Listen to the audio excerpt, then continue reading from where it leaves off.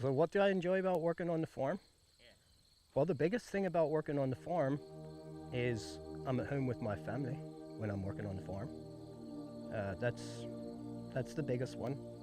And you know, um, it's great when we're out in the field picking peppers or whatever, and the children are out there with us, and yeah, you see them growing up. When we were married, we had our first two children. We were living in a small house, and I had a construction job. And when my oldest daughter was just starting school, I was still in construction, and I kind of all at once it was like, wait, my daughter's going to school. What happened here?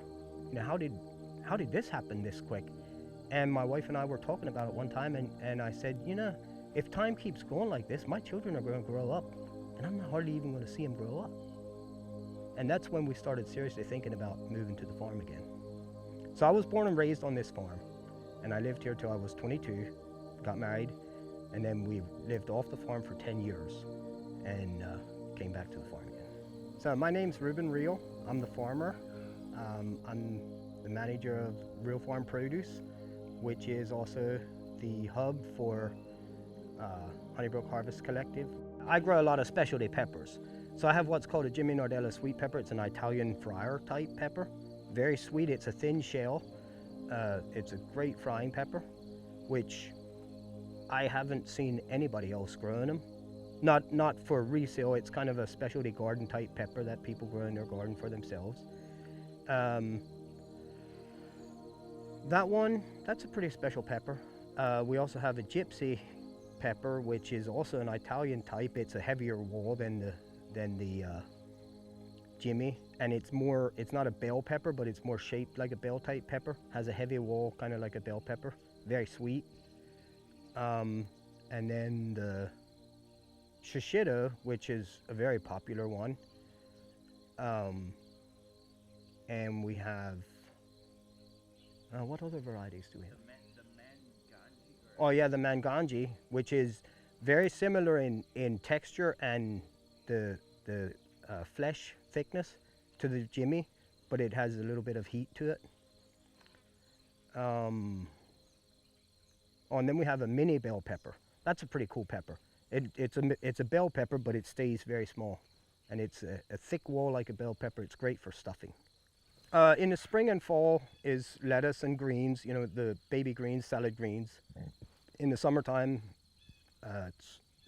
baby greens are really, really hard to grow just because of the amount of bug pressure you have through July and August.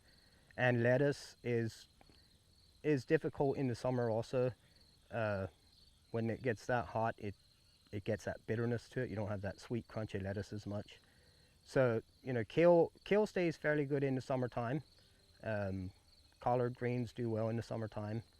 And then you have your normal summer crops, cucumbers and zucchinis and tomatoes and peppers and summer squash, eggplants. And then in the fall, which right now the harvest would just be getting started for the squash, butternuts and spaghettis and delicatas and things like that. And then in the fall, spring and fall, you also have cauliflower and broccoli, which don't do well in the heat in the summer either, so it's a spring and fall type crop also. Cabbage is big in the fall. The mission for the farm would be, of course, to be sustainable. We have 9 children, so we've got a lot of work to do to make ends meet. So the produce farm, our mission, our desire, however you want to name it, would be to produce the best produce that is possible to grow and get it to the consumer as fresh as possible. I just don't like that, that long window between harvests and getting it to the end user, just because freshness is where the quality is.